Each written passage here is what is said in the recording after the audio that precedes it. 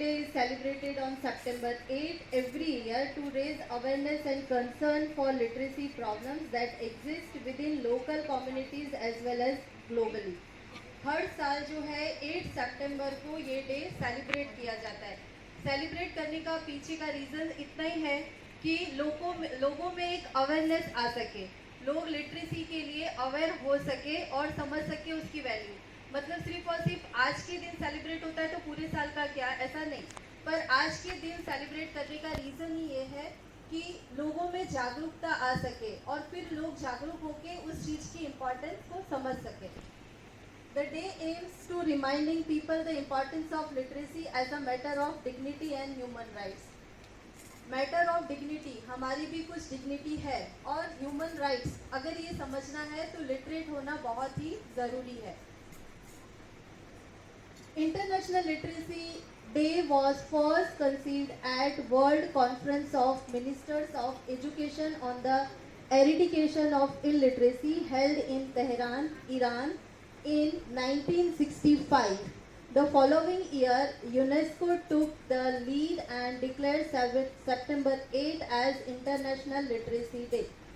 UNESCO जो है वो UN, यूनाइटेड नेशन की एक बॉडी है।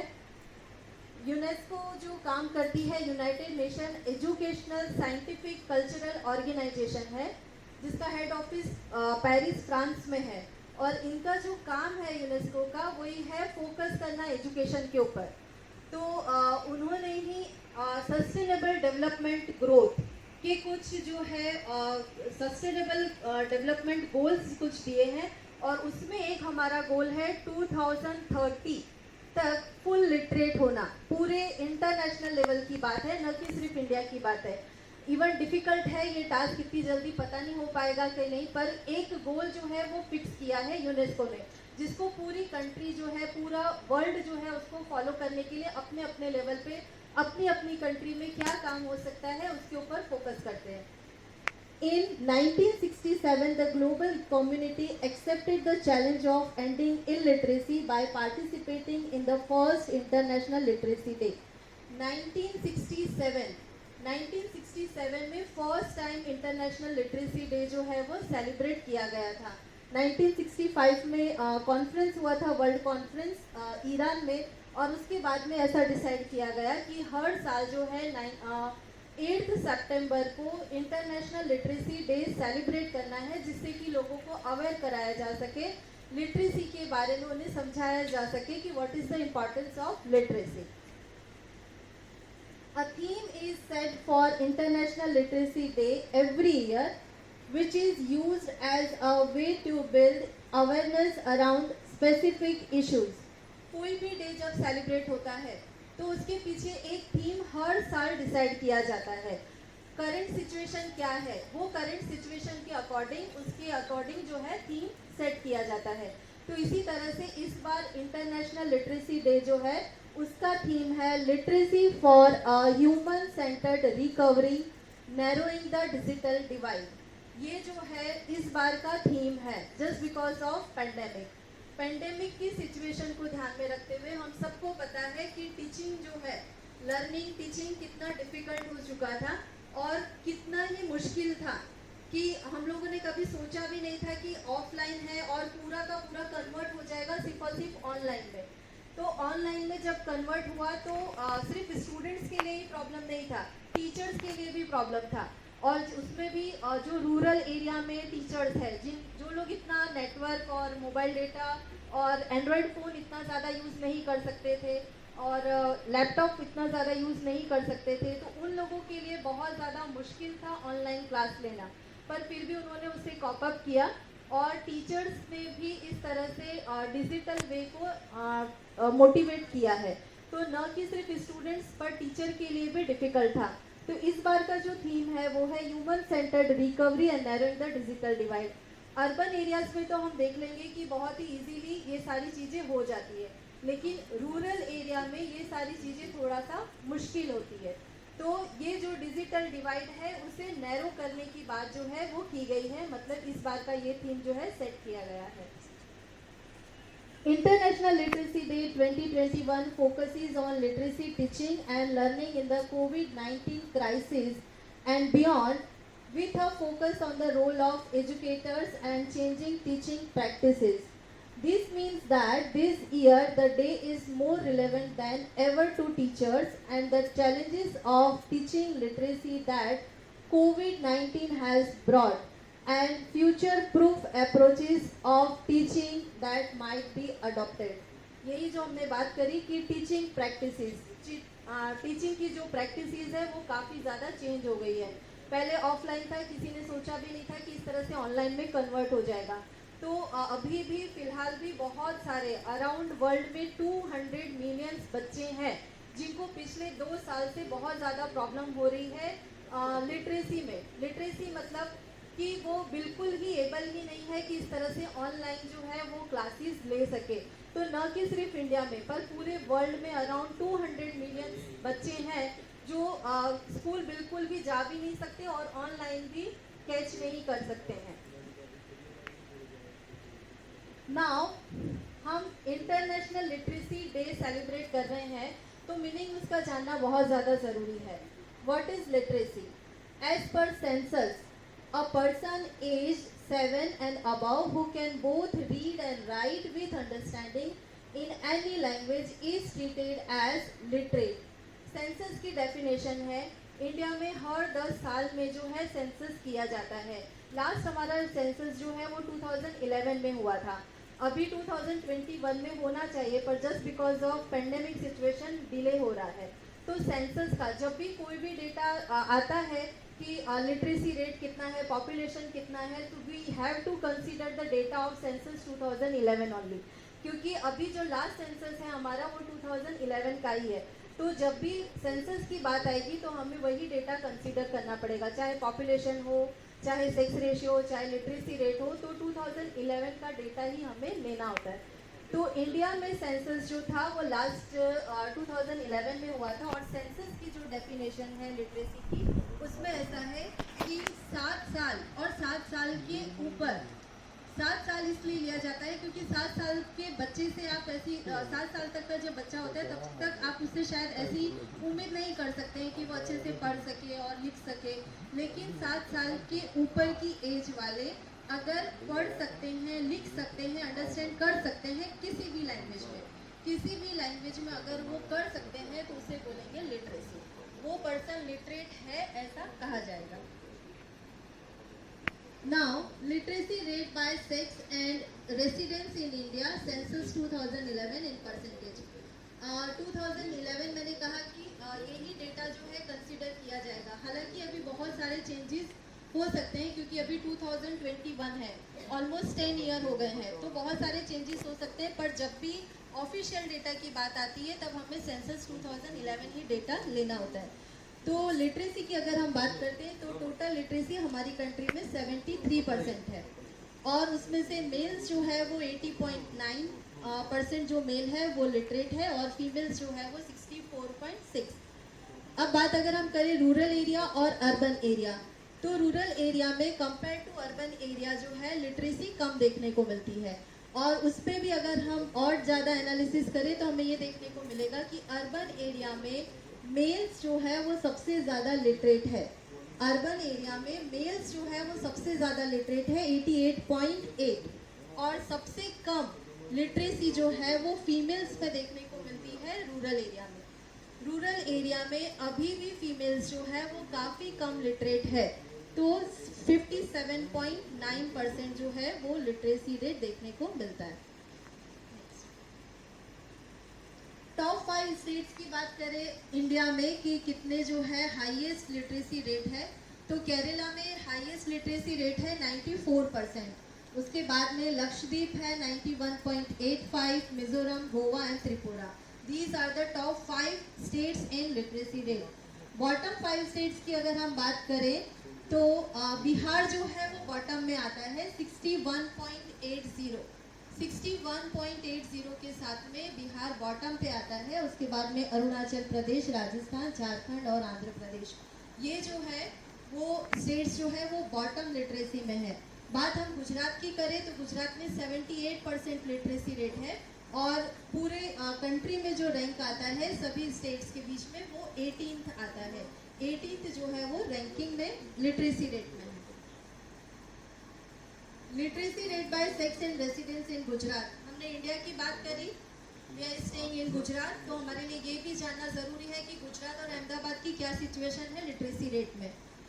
तो गुजरात की अगर हम बात करें तो टोटल जो है लिटरेसी रेट वो 78% है, टोटल 78% है। माइंड वेल कि जब भी लिटरेसी रेट की बात आती है तो हम पॉपुलेशन में से 0 to 7 जो एज ग्रुप है उसे माइनस कर देते हैं। टोटल पॉपुलेशन में से लिटरेसी रेट जब भी आता है तो 0 to 7 एज ग्रुप जो है वो माइनस किया जाता है, क्योंकि उनसे आप ऐसी उम्मीद नहीं कर सकते हो कि वो लिटरेट रहे। तो 78% जो है गुजरात का डेटा है। रूरल एरिया की अगर हम बात करें तो इंडिया की कंपैरिजन में गुजरात की पोजीशन अच्छी है। रूरल एरिया में गुजरात की जो पोजीशन है उसमें फीमेल्स जो है 61.4 है, वेरेज वहाँ पे हमने देखा कि 57% था। और उसके बाद में अर्बन एरिया की पोजीशन जो है उसमें मेल्स का हम बहुत ही अच्छा डेटा देखने को मिल रहा है, 91%। 91% मेल अर्बन एरियाज में लिटरेट है, तो ये भी काफ़ी अच्छी प्रोग्रेस है, पर फीमेल्स को और ज़्यादा मोटिवेट करने की ज़रूरत है। Next, now top 5 districts of Gujarat, highest literacy rate कहाँ पे है। तो सूरत में हम देखेंगे कि हाईएस्ट लिटरेसी रेट है 85.53 और उसके बाद में आता है अहमदाबाद, लेकिन बहुत ज़्यादा डिफरेंस नहीं है, सिर्फ पॉइंट का डिफरेंस है, तो ऑलमोस्ट सेम ही है। रीज़न सिर्फ इतना शायद हो सकता है कि रूरल एरियाज अहमदाबाद के काफ़ी जो है वो कवर किए गए हैं अहमदाबाद डिस्ट्रिक्ट में, तो शायद इस तरह से कुछ पॉइंट का परसेंटेज का डिफरेंस आ रहा हो। तो सूरत जो है वो 85.53% के साथ में फर्स्ट है। देन अहमदाबाद, आनंद, गांधीनगर, नवसारी, ये जो ऐसे डिस्ट्रिक्ट्स हैं जो टॉप 5 डिस्ट्रिक्ट्स हैं। इसी तरह से फिर बॉटम 5 डिस्ट्रिक्ट की अगर हम बात करें गुजरात में तो दाहोद जो है वो 58.82 लिटरेसी रेट वहाँ पे देखने को मिलता है, लोएस्ट लिटरेसी रेट वहाँ पे है। देन बनासकांठा, तापी, कच्छ और पंचमहाल। इनके पीछे का रीज़न बहुत बड़ा ये है कि ट्राइबल एरियाज है, हिली एरियाज है, तो वहाँ पे लिटरेसी का मीनिंग उनको समझाना, इम्पोर्टेंस समझाना और उन लोगों की सिचुएशन काफ़ी अलग होती है, तो उस तरह से उनको वो चीज़ अवेयर कराना बहुत ज़्यादा मुश्किल होता है। तो इसलिए यहाँ पे जो है वो 58.82% के साथ में दाहोद जो है वो लोएस्ट है, जबकि गवर्नमेंट जो है वो ये ऐसे जितने भी डिस्ट्रिक्ट है उस पर ज़्यादा फोकस करती है और ज़्यादा ये ट्राई करती है कि लिटरेसी रेट किस तरह से ज़्यादा बढ़ाया जा सके। Now causes of illiteracy, illiteracy की तो हमने बात करी कि लिटरेट होना चाहिए, पर क्या ऐसे कॉजेस होते हैं जिसके कारण इलिटरेसी देखने को मिलती है। So number 1 is socio cultural barriers. किसी की सोशल कंडीशन ऐसी होती है, कहीं पे कल्चरल जो उनके बैरियर्स रहते हैं कि चाइल्ड मैरिजेस वहाँ पे करा दी जाती है, फिर उसी तरह से कल्चर होता है, फीमेल्स को ज़्यादा इम्पोर्टेंस नहीं दिया जाता है, उनके जो पहले के जो रिजिड जो बिलीफ्स है उसमें ही वो ज़्यादा मानते हैं, लड़कियों को ज़्यादा अलाउ नहीं करते हैं बाहर भेजने के लिए। तो सोशियो और कल्चरल बैरियर्स के कारण भी इलिटरेसी देखने को मिलती है। Next is economic barriers. Economic barriers में बहुत बड़ा एक रीज़न होता है माइग्रेशन। लोगों के पास में अपना जो इनकम है कमाई के लिए, वहाँ पे उनको काम नहीं मिलता है तो कमाने के लिए बाहर जाना पड़ता है। तो जब भी वो बाहर जाते हैं तो साथ में अपने बच्चे को लेके जाते हैं, तो वो बहुत ज़्यादा माइग्रेट होते रहते हैं। तो बहुत ज़्यादा जब माइग्रेट होते रहते हैं तो उसके कारण क्या होता है कि जहाँ पे उनको लिटरेसी की जो इम्पोर्टेंस है वो कम समझ में आती है और उनकी प्रॉब्लम्स रहती है, बैरियर्स रहते हैं, वो उस तरह से उसको कॉप अप नहीं कर पाते हैं। और दूसरा ये एक रीज़न है कि मानिए कि कोई रूरल एरिया है और वो रूरल एरिया में उनकी जो कमाई का साधन है वो लोग ऐसा सोचते हैं कि हम जितने लोग बाहर जाएंगे उतना ज़्यादा से ज़्यादा हम कमा सकते हैं, तो वो क्या करते हैं साथ में अपने बच्चे को भी लेके जाते हैं कि आप भी इसी तरह से, तो उसमें फिर चाइल्ड लेबर भी आ जाता है। तो वो अपने बच्चों को स्कूल न भेज के क्या करते हैं साथ में लेके जाते हैं, क्योंकि उन्हें भी उनको एक वो क्या समझते हैं, कमाई का एक साधन समझते हैं। और ऐसा भी हो सकता है कि शायद न भी लेके जाए, लेकिन नहीं लेके जाते तो फिर क्या होता है कि अगर बड़ी बेटी है तो उसको बोलेंगे कि तू छोटे बेटे का ध्यान रखना, तुम घर पे ही रहना।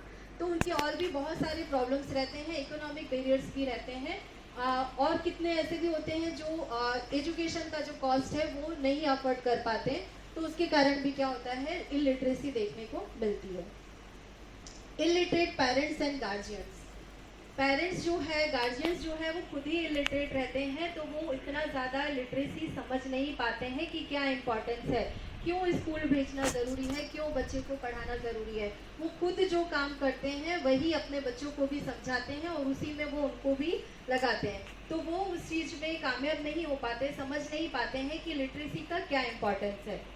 Non availability of education institution in rural areas, rural areas में कभी कभी ऐसा भी होता है कि बहुत बड़े बड़े गांव होते हैं और स्कूल की जो फैसिलिटी होती है वो बहुत दूर होती है, तो ये जो है एजुकेशन इंस्टीट्यूशन जो है वो अवेलेबल नहीं होते हैं रूरल एरियाज में, तो जब अवेलेबल नहीं होते हैं तो उसके कारण भी इलिटरेसी देखने को मिलती है। इफेक्ट्स ऑफ इलिटरेसी, ये हमने देखे कि क्या क्या कॉजेज थे। कॉजेज के बाद अगर हम बात करें तो इफेक्ट, अगर इलिटरेसी है तो इलिटरेसी का क्या इफेक्ट आपको देखने को मिलता है, उसकी बात अगर हम करें तो हमारी कंट्री में पॉवर्टी एंड अनएम्प्लॉयमेंट, स्वाभाविक सी बात है कि अगर पर्सन लिटरेट होगा तो वो पुअर और अनएम्प्लॉयड नहीं रह पाएगा, लेकिन अगर वो इलिटरेट है तो वो अपनी पॉवर्टी और अनएम्प्लॉयमेंट की सिचुएशन से बाहर आना उसके लिए थोड़ा मुश्किल रहता है। Next one is child labours, अभी जिस तरह की बात हमने करी कि अगर वो इलिटरेट है तो अपने बच्चे को भी क्या करेंगे, लेबर में लगा देंगे, तो चाइल्ड लेबर की जो समस्या है वो भी वहीं से खड़ी होती है अगर पर्सन लिटरेट नहीं है तो। Low standard of living, literacy rate अगर कम है तो स्टैंडर्ड ऑफ लिविंग भी कैसा रहेगा, लो रहेगा। क्राइम, क्राइम के जो रेट होते हैं वो अगर बहुत ज़्यादा, तो ऐसा नहीं कहा जा सकता कि लिटरेसी है इसीलिए क्राइम होता है, लेकिन फिर भी कुछ मात्रा में असर करता है, ऐसा कहा जाता है खाली दिमाग शैतान का घर, तो फिर क्या होता है कि अगर उनके पास कुछ काम नहीं है, इलिटरेट है, तो फिर क्या करेंगे कि वो क्राइम की तरफ जो है अपने तरफ ही वो डायरेक्शन उनका बदल जाता है और क्राइम जो है वो चेंज उसमें हो जाता है। देन चाइल्ड मैरिजेस, कहीं कहीं पे ऐसा देखने को मिला है, अभी भी कहीं कहीं विलेजेस में ये जो समस्या है चाइल्ड मैरिजेस की वो देखने को मिलती है। बेटी को पढ़ाने से ज़्यादा वो समझते हैं ज़्यादा ज़रूरी ये है कि उसकी मैरिज कर दो। ये क्यों ऐसा होता है, क्योंकि वो पर्सन जो है वो क्या है, इलिटरेट है। लिटरेट होता तो शायद उसे जो है लिटरेसी की जो इम्पोर्टेंस है वो समझ में आती और वो इस तरह से उसको प्रेरित नहीं करते, तो अभी भी कितने ही गाँव में ऐसे देखने को मिलता है कि चाइल्ड मैरिजेस होते हैं। Next one is high mortality rates, person अगर लिटरेट नहीं है, फीमेल्स की अगर हम बात करें तो फिर वो मॉर्टेलिटी रेट का मतलब ये होता है कि अगर बच्चा पैदा होने के बाद में 1 से 5 ईयर में, 1 से 5 साल में अगर उसकी डेथ हो जाती है तो उसे बोला जाता है mortality rate.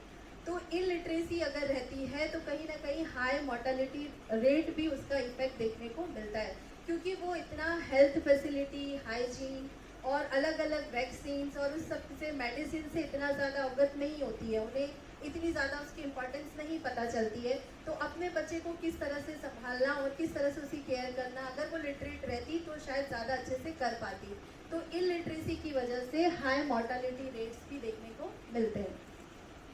Unskilled labours and low technical and skilled man power, labours जो लिटरेट रहते हैं तो वो जो है स्किल्ड रहेंगे, लेकिन लिटरेसी नहीं है तो अनस्किल्ड लेबर्स रहते हैं और उसके साथ साथ में जो टेक्नोलॉजीज आती हैं, नई नई टेक्नोलॉजीज आते हैं तो उसे वो जल्दी से एक्सेप्ट नहीं कर पाते, तो जल्दी से एक्सपेक्ट नहीं कर पाते हैं एक्सेप्ट, इसलिए फिर क्या होता है, low technical and skilled man power जो है वो देखने को नहीं मिलता है।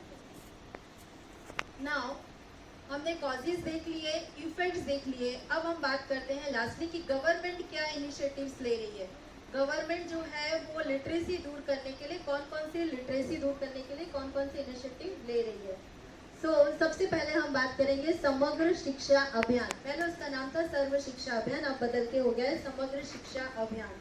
तो सभी लोगों को फ्री ऑफ कॉस्ट में, चाइल्ड जो लिटरेसी है सभी लोगों के लिए फ्री ऑफ कॉस्ट जो है वो गवर्नमेंट प्रोवाइड करती है, फ्री एजुकेशन प्रोवाइड करती है, उसको कहते हैं समग्र शिक्षा अभियान।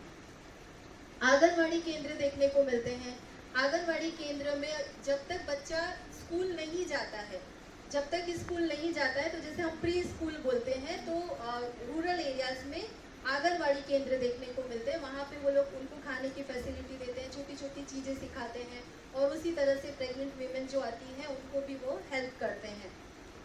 महिला सशक्तिकरण योजना, महिला सशक्तिकरण योजना में भी अगेन वही है कि महिलाओं को सशक्त होना है तो लिटरेसी इम्पॉर्टेंट है, लिटरेट उनको होना पड़ेगा। स्कॉलरशिप प्रोग्राम्स, बच्चे जो इंटेलिजेंट होते हैं, बहुत ही आगे बढ़ना चाहते हैं, तो उसको गवर्नमेंट जो है स्कॉलरशिप प्रोवाइड करते हैं जिससे कि वो लिटरेट हो सके। उसके बाद में है free mid day meals. Free mid day meals जो है वो 6 to 14 ईयर्स के बच्चों को दिया जाता है स्कूल में। फ्री मिड डे मील्स देने का रीज़न ये होता है कि शायद बच्चा अपने घर पे इतने अच्छे से खा पी ना पाता हो, तो ये सोच के आए स्कूल में कि चलो अच्छा खाना मिलेगा, तो अगर वो ये सोच के भी आएगा तो उस बहाने वो पढ़ पाएगा, इसीलिए उसे फ्री मिड डे मील्स दिया जाता है। वो देखते हैं कि शायद ये पुअर फैमिली से है, तो ये फैसिलिटी ना मिलती हो, तो वो फैसिलिटी भी गवर्नमेंट देती है कि जिससे बच्चे लिटरेट हो सके। Free study material distribution in government school, जितनी भी गवर्नमेंट स्कूल होती है वहाँ पे फ्री बुक्स अवेलेबल की जाती है। Reserve Kota for under developed sections of society, हम देखते हैं कि पार्ट्स होते हैं open category, general category, SC category, OBC, ST, ये सारे जो कोटाज रहते हैं, तो ये सोसाइटी में उनको रिजर्वेशन दिया जाता है। रिजर्वेशन इसलिए दिया जाता है ताकि लिटरेट पर्सन हो सके। स्कीम्स फॉर कंटिन्यूअस एजुकेशन, बच्चों के साथ साथ गवर्नमेंट जो है एक ब्रांच पूरी चलती है निरंतर शिक्षण। तो निरंतर शिक्षण का काम ये है कि 15 इयर्स के मतलब जिसे प्रौढ़ शिक्षण कहा जाता है, कि बच्चे तो ठीक है पढ़ रहे हैं, लेकिन कितने लोग एडल्ट है ऐसा जो पढ़ना चाहते हैं और नहीं, उनके पास में वो लिखना और पढ़ना भी नहीं जानते हैं, तो अगर वो पढ़ना चाहते हैं तो उनके लिए भी गवर्नमेंट जो है स्कीम्स रखती है, schemes for continuous education. Last slide है ये, conclusion, the way ahead. If we want our country to make good amount of progress, it is important for the citizen to be literate. The government of India and a large number of non-government organizations are working hand in hand to spread the awareness of the importance of literacy. Government तो काम कर ही रही है, NGOs भी काम कर रहे हैं, और उसके साथ साथ में हमसे जो कुछ भी बन पड़ता है, हम जो कुछ भी छोटा सा भी योगदान लिटरेसी को लेके कर सकते हैं वो हमें करना चाहिए। When we ourselves understand the value of literacy and make everyone around us understand its importance, the rate of illiteracy is bound to fall. तभी illiteracy का रेट जो है वो कम हो सकता है, लिटरेसी बढ़ सकती है अगर हम भी कुछ योगदान करें तो। एज अ सिटीजन हम अपनी जिम्मेदारी समझें तो। As a responsible citizen, let us do our bit to educate as many people around us to understand the importance of literacy, uplift our fellow countrymen and completely eliminate illiteracy from our country. अगर हमें completely दूर करनी है illiteracy तो हमें अपना योगदान देना चाहिए। ओके, सो यहाँ